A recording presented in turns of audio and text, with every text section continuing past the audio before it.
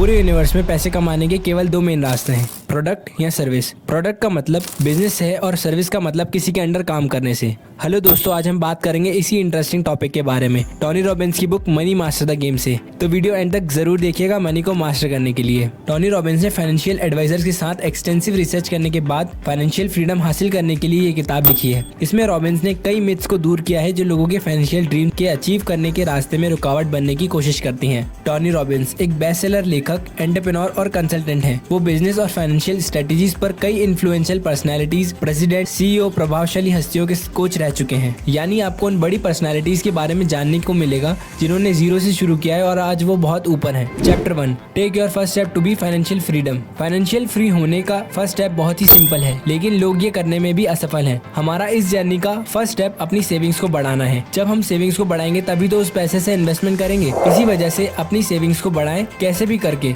यदि आप अगर आज स्टूडेंट हैं तो भी इस आदत को बनाएं। ये छोटी आदत आपको आगे चलकर बहुत फायदा देने वाली है। मैक्सिमम लोगों की आदत ये होती है कि जैसे ही उनके पास पैसे आते हैं वो उसे खर्च करने का सोचते हैं और खर्च होने पर अगर कुछ बचता है तो उसे सेव करते हैं, लेकिन कभी कभी कुछ बचता ही नहीं। हमें अपनी आदत को उल्टा करना चाहिए। जैसे ही पैसे हमारे पास आए हमें उन पैसों का 10% अमाउंट सेव कर लेना चाहिए, फिर बाकी बचा हुआ खर्च करने के लिए यूज करना चाहिए। ऐसा करके हम काफी लोगों से आगे हो जाएंगे। Chapter 2, power of compounding. Albert Einstein ने कंपाउंडिंग की पावर को 8th वंडर कहा था। इसके पीछे कोई तो वजह होगी। कंपाउंडिंग ये इंश्योर करती है कि आपका पैसा हर एक साल कितना बढ़ रहा है। अगर आप नॉर्मल लोगों की तरह हैं तो आप इस चीज़ से वाकिफ नहीं हुए होंगे, लेकिन अब हो जाइए। अगर आपने इसे अभी तक नहीं जाना तो आपका पैसा बैंक अकाउंट में आलस के साथ बैठा होगा और थोड़ा बहुत बड़ा होगा। हमें ट्रेडिशनल सेविंग मेथड्स पर भरोसा नहीं करना चाहिए। ट्रेडिशनल सेविंग मेथड्स यानी सेविंग अकाउंट में पैसे जमा करना या कैश इकट्ठा करना। हमें मॉडर्न सेविंग मेथड की तरफ स्विच होना चाहिए, जो कि स्टॉक्स, गोल्ड एटसेट्रा है। कंपाउंडिंग का मतलब है इंटरेस्ट कमाकर अपने पैसे को साल दर साल बढ़ाते जाना।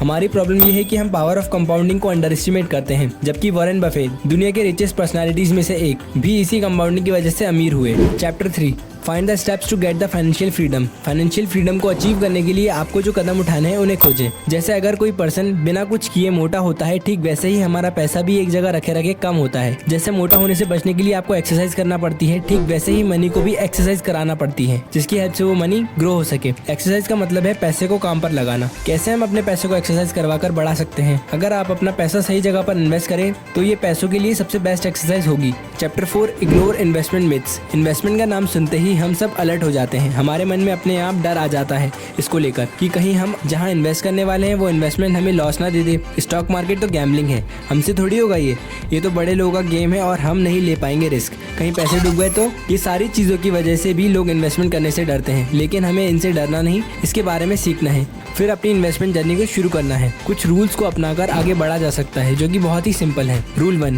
Believe yourself. आपको खुद पर बिलीव करना होगा और रियलिस्टिक सोचना होगा। Rule number 2, research for yourself. अपने लिए रिसर्च करें और दूसरों को ब्लाइंडली फॉलो ना करें। पता लगाएं आप अपने लिए क्या चाहते हैं और दूसरे सक्सेसफुल लोगों ने इन्वेस्टमेंट जर्नी कैसे स्टार्ट करी। Rule number 3, be careful. Overnight success या ये ना सोचे कि मैंने आज से इन्वेस्टमेंट शुरू की और मैं बहुत ही जल्द पैसों के साथ खेलूंगा। नहीं, ये सोच ना रखें। ये प्रोसेस लंबा है तो आपको पेशेंस रखना पड़ेगी। Chapter 6, first learn then earn. हमेशा याद रखें कि लर्निंग हमेशा पहले आती है फिर अर्निंग होती है। हम डायरेक्टली अर्निंग का सोचेंगे तो हमें लॉस ही होगा। और 3 बकेट्स के बारे में भी बताया है इस बुक में, जो कि हमें ये बताता है कि हमें कैसा रिस्क लेना है। सेफ्टी बकेट, ये वो जगह है जहां आप सबसे ज्यादा सेफ हैं। भले ही यहाँ आपको ज्यादा रिटर्न्स ना मिले, लेकिन ये एकदम सेफ है। जैसे फंड्स, बॉन्ड्स इसी में आती हैं, जो कम रिटर्न्स देती हैं लेकिन सबसे ज्यादा यही सेफ है। ग्रोथ बकेट, इस जगह पर आपको ज्यादा प्रॉफिट तो होगा लेकिन ज्यादा रिस्क के साथ। आपको इस बकेट को फिल करने के लिए पहले सीखना पड़ेगा अच्छे से, तभी आप इसमें इन्वेस्टमेंट करें। इस बकेट में स्टॉक मार्केट आता है, आप इसके बारे में सीखें फिर इस बकेट में इन्वेस्टमेंट करें। ड्रीम बकेट, ये वो जगह है जहाँ आपकी दूसरी बकेट से कमाए गए पैसे होंगे।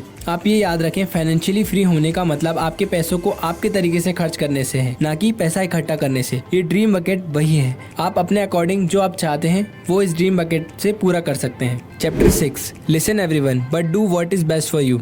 सबकी सुनना और क्या सही है आपके लिए वो करना। आपके फाइनेंशियल गोल्स मेरे गोल से एकदम अलग हैं। आप जो चाहते हैं शायद मैं वो नहीं चाहता। हम सबके गोल्स भले ही अलग हों, लेकिन हम जिस मुकाम पर जाना चाहते हैं वहाँ सक्सेसफुल लोग हमें मिल जाएंगे। हमें उनसे सीखना है, उन्होंने वहाँ तक पहुँचने पहुंचने के लिए कौन से स्टेप्स लिए हम जान सकते हैं और अपने अकॉर्डिंग उन्हें सीख भी सकते हैं। The journey is slow, just have patience. जब मनी को समझने की जर्नी आप स्टार्ट करते हैं तो शुरू में आपको कठिन लगेगी, लेकिन आपको इसे छोड़ना नहीं है, क्योंकि ये बात आप ना भूलें कि मनी के बिना हम कुछ नहीं, हर चीज उसी पर डिपेंडेंट है। आपको इसकी आदत बनानी होगी, तभी बात बनेगी। स्टार्टिंग में थोड़ी दिक्कत होगी, लेकिन आगे चलकर जब आप पीछे पलट कर देखेंगे तो आप यही सोचेंगे कि मेरा ये डिसीजन बेस्ट था। की पॉइंट्स, इस बुक का की नोट ये है कि कोई भी फाइनेंशियली फ्री हो सकता है अगर वो पैसे बचाने की हैबिट को अपनाए।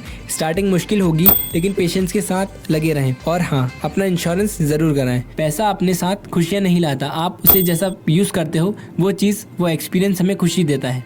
Thank you so much for being till the end. मैं ऐसे ही इंटरेस्टिंग और नॉलेजेबल वीडियोस लाता रहूँगा। अगर आपने पुराने वीडियोस ना देखे हो तो लिंक डिस्क्रिप्शन में है, ज़रूर देखिएगा। तब तक के लिए stay healthy, stay happy and stay connected. Have a nice day.